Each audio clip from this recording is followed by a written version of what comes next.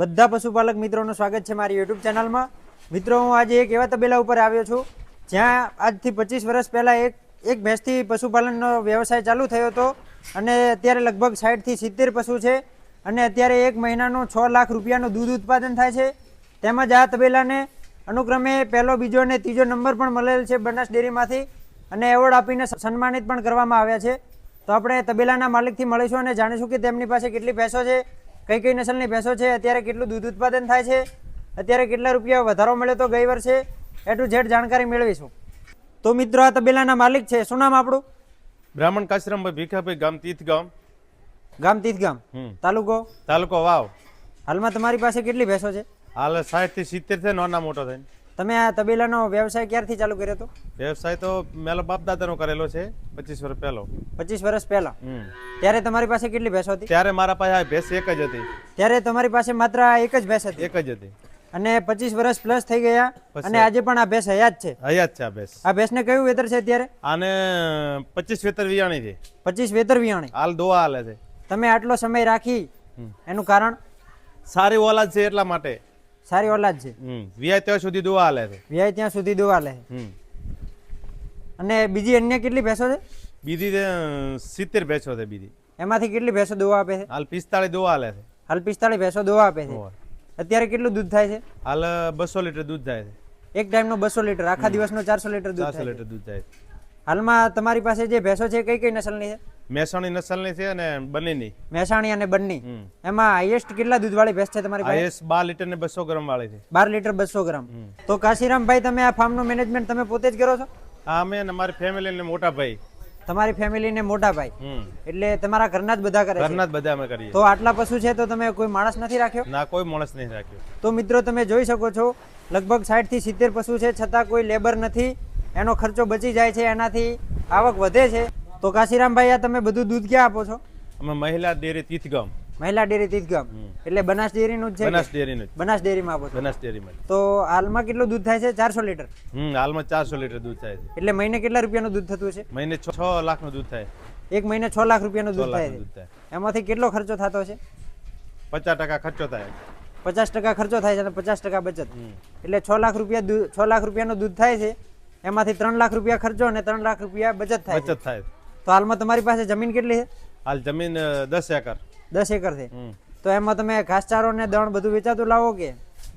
ઘાસચારો 30% વેચાતો લાવો, બીજો બાકીનો ખેતરમાંથી। 30% ચારો વેચાતો લાવો છો અને 70% ચારો ઘેરે જે જમીન છે એમાં ઉગાડો છો? તો મિત્રો તમે જોઈ શકો છો આ તબેલામાં 50% બચત થાય છે। એનું મુખ્ય એક કારણ એ છે કે તેમણે કોઈ લેબર નથી રાખેલ, જેનાથી લેબરનો ખર્ચો બચી જાય છે, તથા તેમની પાસે જમીન સારી એવી છે જેમાંથી સારો એવો ચારો ઉગાડે છે, એટલે ચારાનો ખર્ચો પણ બચી જાય છે। આ બે મુખ્ય બાબતો હોવાથી, ધ્યાન રાખવામાં આવતું હોવાથી 50% પ્લસ બચત થાય છે। અને અન્ય કોઈ પશુપાલક જો આ બે બાબતોનું ધ્યાન રાખે અને સારો એવો ઘરનો ચારો ઉગાડે અને લેબર ન રાખે અને પોતાના ઘરના સભ્યો થકી કામ કરાવે તો 50% તેમને પણ બચત થઈ શકે છે। તો મિત્રો તમે આ જોઈ શકો છો પ્રમાણપત્ર, કાશીરામભાઈને તાલુકા કક્ષાએ પ્રમાણપત્ર આપવામાં આવેલ છે। તેમણે સારું એવું દૂધ ઉત્પાદન કરીને આ પ્રમાણપત્ર મેળવેલ છે। તો તમને કુલ કેટલા પ્રમાણપત્ર મળે છે? 3 મળેલા છે। 3 મળેલ છે। કઈ કઈ સાલના છે? 20, 21, 22, 23, 24। કુલ આ 3 વર્ષના પ્રમાણપત્ર છે। એમાં કેટલા રૂપિયા સુધીનો તમને ઇનામ મળેલ છે? અમને 7,500 થી 1000 કરીને 11,000 સુધીનો। તો મિત્રો તમે જોઈ શકો છો તેમને 7,500 રૂપિયાથી કરીને 11,000 રૂપિયા સુધીનું ઇનામ આપીને સન્માનિત કરવામાં આવેલ છે। તો કાશીરામભાઈ, તમે વર્ષ 2024-25માં કેટલા રૂપિયાનું દૂધ ભરાયું હતું? અમે 30 લાખનું દૂધ ભરાયેલું છે। એમાં વધારો કેટલો મળ્યો હતો? વધારો 10 લાખ મળેલો છે। 10 લાખ રૂપિયા વધારો મળ્યો હતો। એમાં કેટલું દૂધ થયું હતું ટોટલ? ટોટલ 30 લાખનું થયેલું હતું। 30 લાખ રૂપિયાનું દૂધ થયું હતું। તો તમારી પાસે આ બધી જે ભેંસો છે એ તમે બધી વેચાતી લાવી છે કે જાતે તૈયાર કરી છે? 50% તૈયાર કરે છે, 50% વેચાતી લાવેલી છે। 50% તૈયાર કરીને 50% વેચાતી લાવેલી છે। એમાં કઈ ફરક જાણવા મળ્યો તૈયાર કરેલી ને વેચાતી લાવેલી? તૈયાર કરેલીમાં સારું રિઝલ્ટ મળે છે, વેચાતી લાવેલમાં થોડું દૂધ ઓછું હોય છે। તૈયાર કરી એ ભેંસો સારું દૂધ આપે છે, જાતે તમે તૈયાર કરી છે એ ભેંસો કેટલું દૂધ આપે સરેરાશ? એરિયા પહેલી આતે 5-6 લીટર દૂધ આલે, 5-6 લીટર। પહેલા વેતરની પાડી પણ 5-6 લીટર દૂધ આપે? 2.5 વર્ષે 3 વર્ષ તાલે વિયાઈ જાય છે પાડી। 3 વર્ષે સારી ચાકરી હોય તો વિયાઈ જાય છે। આમ સરેરાશ બધી ભેંસો કેટલું દૂધ આપે? સરેરાશ 6 લીટર ઉપરની છે બધી 6 લીટર ઉપરની, એટલે એવરેજ એક આખા દિવસનું 12 લીટર દૂધ? 12 લીટર। તો પશુપાલક મિત્રો તમે એક આ ભેંસ જોઈ શકો છો. આ ભેંસ કઈ નસલની છે?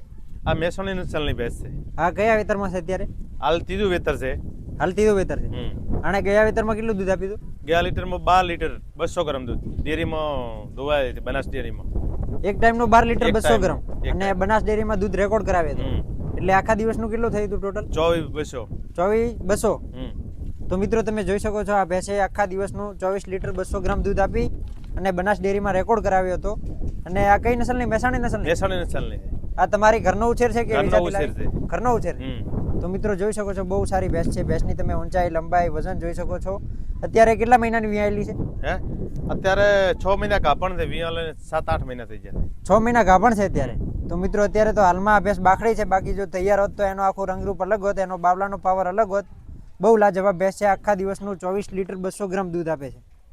તો કાશીરામભાઈ તમારી પાસે આ બધી ભેંસો છે, એ બધી ભેંસો AI થી ગાભણ કરાવો છો કે પાડો રાખેલો છે? ના, પાડો રાખેલો છે. પાડો રાખેલો છે. અને બધી ભેંસો પાડાથી જ ગાભણ થાય છે? પાડાથી જ ગાભણ કરીએ છીએ. તો કાશીરામભાઈ તમે આજથી 25 વર્ષ પહેલા માત્ર એક ભેંસથી તબેલાની શરૂઆત કરી હતી અને અત્યારે તમારી પાસે લગભગ 70 જેટલા પશુ છે. એટલે તમે એક મજબૂત પશુપાલન કર્યું કહેવાય. તો તમે અન્ય લોકોને શું સલાહ આપવા માંગશો? અન્ય લોકોને કે પશુપાલનનો ધંધો વ્યવસાય કરવો હોય તો સારી ઓલાદ જોઈએ, ભેંસો દૂધવાળી જોઈએ. સારી ભેંસો જોઈએ, દૂધવાળી અને નસલવાળી. સારી નસલ જોઈએ ભેંસોની. બરાબર. અને જાતે મહેનત કરવી પડે તો વધારે પૈસા બચે.